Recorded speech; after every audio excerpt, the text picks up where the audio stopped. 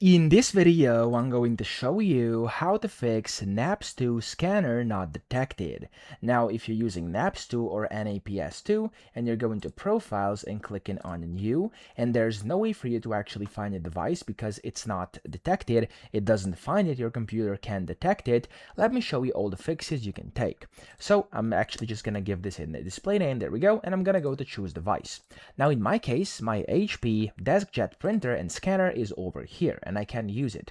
But if you can't find it, no matter which tab you click, that's how to fix it. The first way is to look in different drivers. For me, I'm currently in WIA over here and it's showing here, but if it's not, go to this one or maybe even this one and see if it finds it in there, okay? That's the first thing you can do to actually fix when your scanner is not detected. But if it's still not detecting, there's some manual steps you can take outside of the program. So you want to first go and make sure you have a cable connection with your scanner. If you don't have a cable connection, if for example you maybe forgot to plug it into one side, maybe into your computer or into the physical scanner, that may be the reason why you can't actually find it, okay? So go ahead and check your cable connection, and if that's fine, then of course that's not the reason why this is not working. However, if you're using like an internet connection, so if you're using like Wi-Fi and trying to scan via Wi-Fi, make sure Wi-Fi is enabled on your scanner, and of course make sure it's enabled on your computer as well. It must be on the same network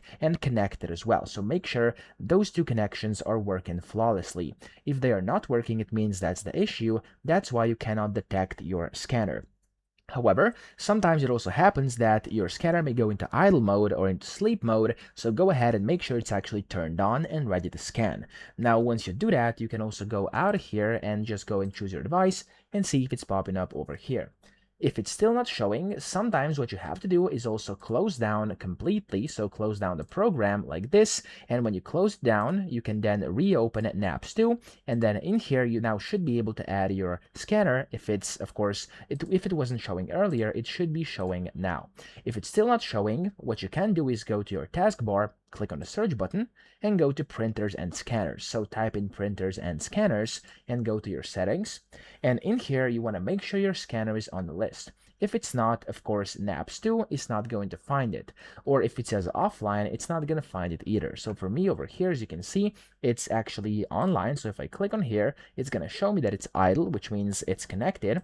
But if it's not, go to add device, wait for it to pop up and click on add device again once it pops up over here, and then set it up. For your specific scanner, go ahead and Google it, how to connect it to your computer. And once you've done this, you can then exit the settings, go back to NAPS2, you can refresh again, and then hopefully your scanner is going to be over here, okay? So these are all the steps you can take. I hope this video helped you out. If it did, please subscribe to the channel and help me out as well.